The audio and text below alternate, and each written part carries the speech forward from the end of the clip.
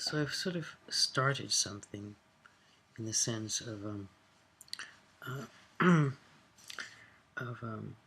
this kind of drive to communicate, which was driven partially by taking these steroids that make it impossible to sleep. I learned that.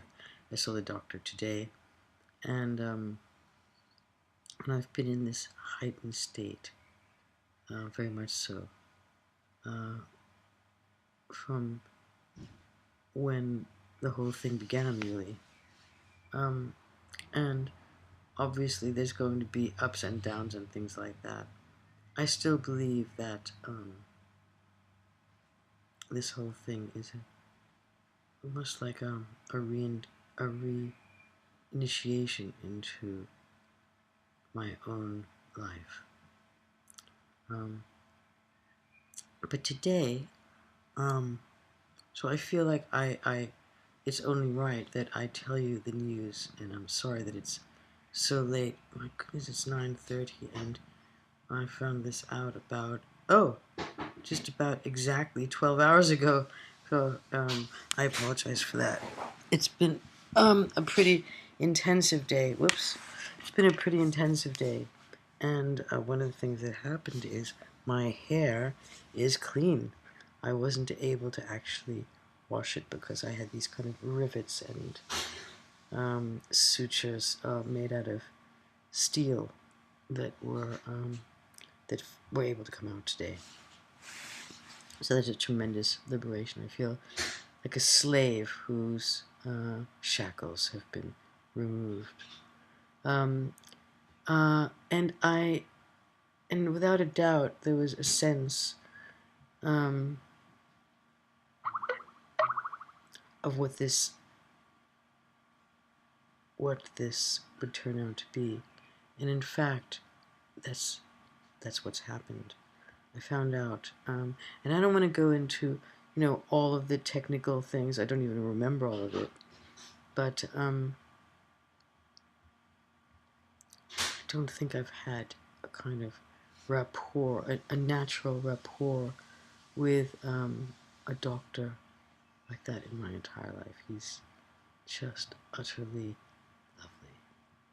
And so today he had the report of what this tumor, I think I have to say was, because right from the beginning he said that they remove whatever they know. They err on the side of safety because the brain is a complex place to have a tumor, and to a certain extent, these kind of the polarity between benign and malignant, it loses its meaning really, because it's a very kind of intensive place to have something growing. So again, to avoid certain terms, and I'll explain to you why. It's serious. It's about as serious as it can be, really. It's stage 4. I think stage 1 is the most benign, to stage 4 the most malignant. I'm going to ask Dorothea to listen to this to see if I've remembered it all accurately. I'm not going to go into any more of the kind of technicalities than that. And I think I really like the way that at least he's the right guy for me, without a doubt. That I know that he's not holding back anything. I'm going to have treatment because you don't want this thing spreading inside your brain. I don't have anything anywhere else, which is a comfort. But I'm going to need some pretty potent treatment. So, and I'm going to hopefully find out about that through through by the end of the week. And again, I just feel that I've been handed the finest doctors in the finest places in the finest hospitals with the finest equipment right on a silver platter. And those of you who know me at all know that I have just a natural love of technology that I came in with, excuse me, at a very, very young age. And I've always been fascinated by, all these amazing machines that diagnose and reproduce models, produce models of exactly what's going on within the human body. It's so incredibly mysterious, and the only way you can kind of explore around these worlds is either to be a patient or to be a doctor. When I was little, I wanted to be a brain surgeon. That's the actual truth. But life intervened in ways that I'm not going to go into right now. But that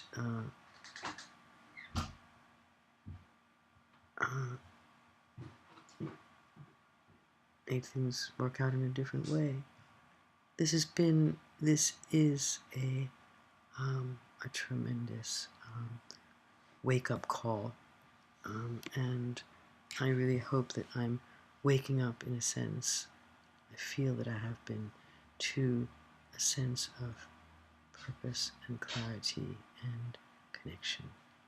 So truly there are no regrets. At the same time, I know that during this treatment I might not feel well, and then one is not necessarily at one's best. I've been pretty much scot-free of so many of the unpleasant or distressing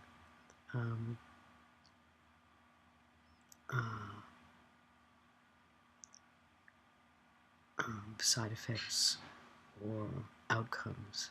It's been really quite something. So I ask that you would do me a favor and don't give me any advice. I think this is pretty typical that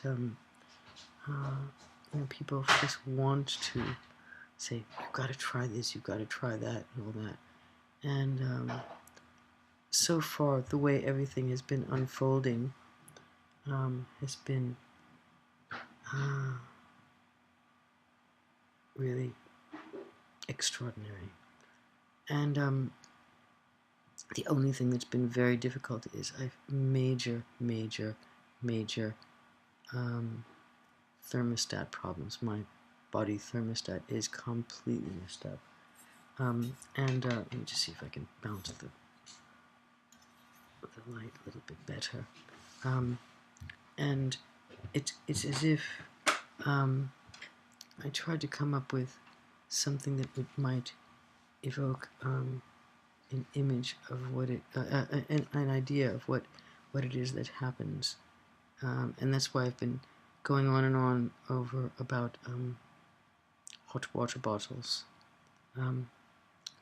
It happened a couple of days ago, and then it happened again last night, that I felt so cold that it was as if I were an image comes that you might be able to relate to of an astronaut in one of these unbelievably state-of-the-art amazing spacesuits, and the spacesuit is ripped, or that kind of umbilical cord that connects him to the space station or spaceship or whatever is ruptured or severed, and suddenly he's in space, and that there's a sudden drop in temperature, the kind of which that you just cannot recover from. You think that real damage is being done here, So that's been incredibly distressing. And it's so difficult then to get warm. And we've been kind of researching, what we can do to prevent this. If well, first of all, if we can, to prevent it from happening again, or to know what to do to make it less severe. It's just a terrible kind of panic that hypothermia, and I guess this is considered secondary. We've been doing a little bit of research, secondary hypothermia. So anyway, that's the update, and so I'm sure that there'll be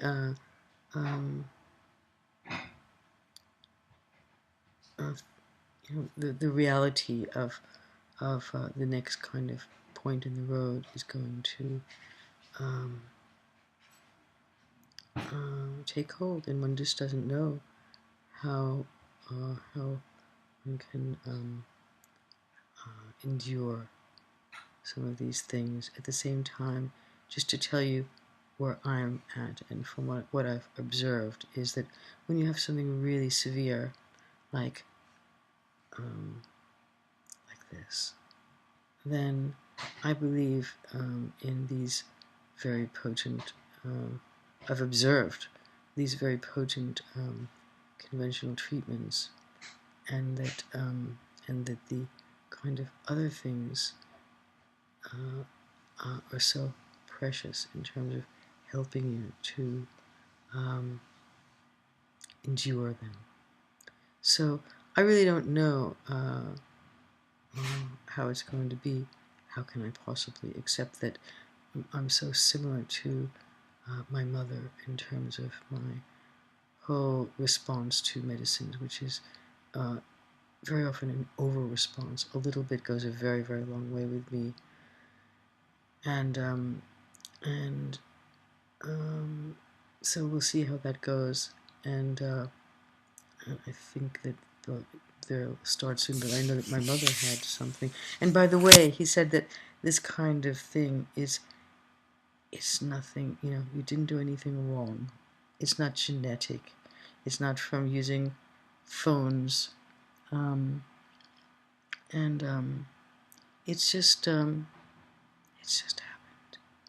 And again, I call it now my BT, brain tumor.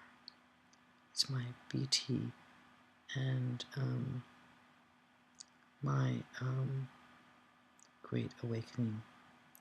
And I'm sure there'll be more of these messages. I have no idea how long I'm going here. I hope I am. Oh yes, this is 13 minutes. That's not that bad. I've been blabbing and blabbing on and on, but I just wanted to tell you what's happening. And again, don't watch this if it distresses you. I'm actually amazingly fine, aside from when I'm in this kind of panic of cold, which I'm not at all right now. You can probably tell I'm very, very comfortable. So much, much love to you. And if I haven't said it before, it is the meaning of one's life and the conviction that one is becoming oneself, living my life, is something that I guess everybody just wants to do. And this has been giving me that. And so that's why I'm so grateful for it. And yet I know that I would be probably a fool to think it's only going to be clear sailing. There are the vicissitudes of life, as Mrs. Tweedy put it, and but it is a grand adventure indeed, and very kind of things are kind of coming together, and that's very precious. So I offer this to you and this information, and wish you all the very best in your own journey. And we'll let you know when the next installment is on its way. I might not be keeping these up quite as fast as furiously. I think I've only missed a couple of days, but anyway, all the